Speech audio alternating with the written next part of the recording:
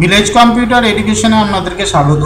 আজকে আমরা দেখব মাইক্রোসফট এক্সেলের সিরিয়ালের কিছু কাজ, সিরিয়াল নাম্বার কিভাবে অটোমেটিক দেওয়া যায়। দেখুন এখানে তিনটে আমি ছক তৈরি করেছি, একটা দুটো তিনটে।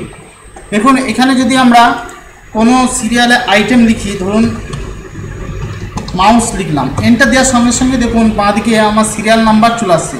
আবার যদি আমি পেন লিখি, এন্টার দিই, 2 নম্বর চলে এলো। এবং 2-3টে ঘর পেরিয়ে এসে যদি আমি লিখি, ধরুন লিখলাম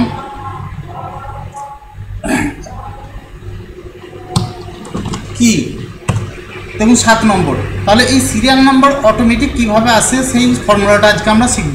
কিন্তু আমরা যদি এইখানে কোনো আইটেম লিখি, ধরুন মাউস লিখলাম, দেখুন অটোমেটিক আসছে না। আমাদেরকে কী করতে হয়, 1 2 দেওয়ার পর এটা টেনে 1 2 3 লিখে নিতে হয়, অটোমেটিক আসে না। আমরা আজকে শিখব কিভাবে অটোমেটিক সিরিয়াল নাম্বারটা আসে।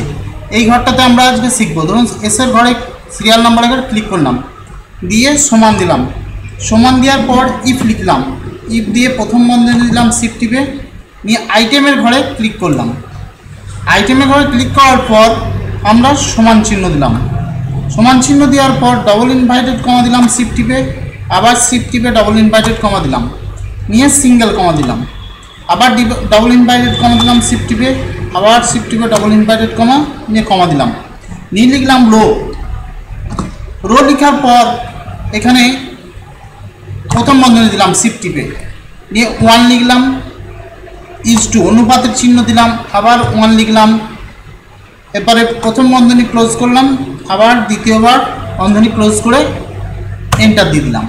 এন্টার দেওয়ার সঙ্গে সঙ্গেই আমাদের এই ফর্মুলাটা এখানে সেট হয়ে গেছে। এখানে দেখুন ফর্মুলাটা এখানে দেখতে পাচ্ছেন, এই ফর্মুলাটা এখানে দেখতে পাচ্ছেন, এই ফর্মুলাটা সেট হয়ে গেছে। এরপরে যদি আমরা এই ফর্মুলাটা এখানে আরেকবার টাইপ করে নিই, তাহলেই আমরা সিরিয়াল নাম্বারটা অটোমেটিক পাবো। সমান দেবো, ইফ দেবো, ইফ দেওয়ার পর প্রথম বন্ধনী দেবো, আইটেমের ঘরে ক্লিক করব, সমান দেবো, শিফট টিপে ডবল ইনভার্টেড কমা, আরেকটা ডবল ইনভার্টেড কমা, সিঙ্গেল কমা, আরেকবার শিফট টিপে ডবল ইনভার্টেড কমা, আরেকবার শিফট টিপে ডবল ইনভার্টেড কমা, দিয়ে লিখলাম রো।